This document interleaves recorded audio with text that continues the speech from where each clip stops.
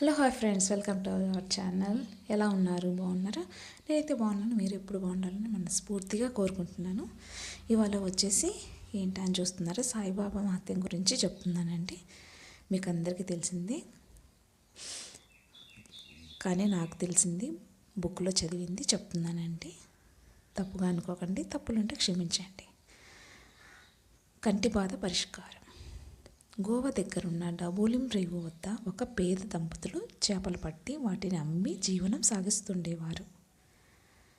ఒక స్టోరీ అండి, జరిగిండే కథ, రియల్ లైఫ్లో జరిగిండేది చెప్తున్నాను అండి.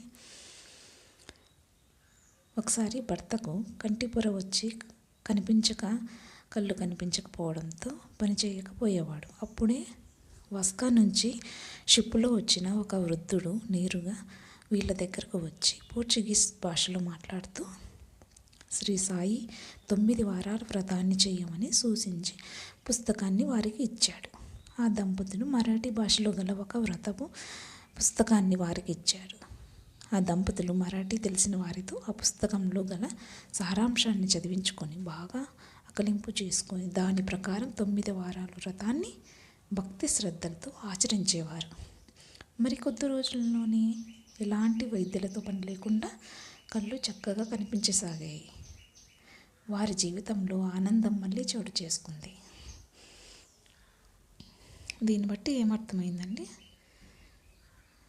సాయిబాబాని కొలుచుకుంటే అంత మంచి జరుగుతుంది. ఎలాంటి రోగాలైనా టక్కున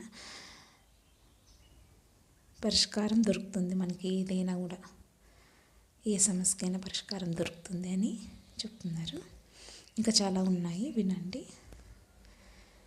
తప్పులుంటే క్షమించండి. ఫస్ట్ టైం మన ఛానల్ చూసినట్లయితే ప్లీజ్ లైక్ చేసి సబ్స్క్రైబ్ చేసుకోండి, ప్లీజ్ అండి.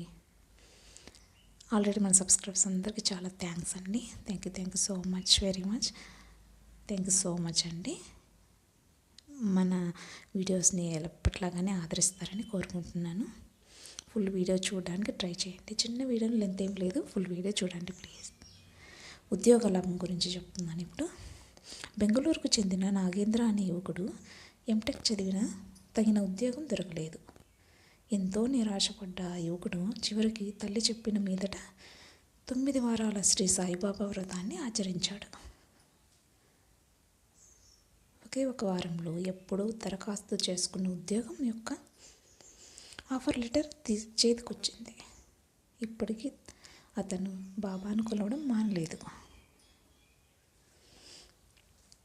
ఇప్పుడు వచ్చేసి కోర్టు సమస్య పరిష్కారం గురించి ఒక స్టోరీ, జరిగిండే కథ చెప్తున్నాను.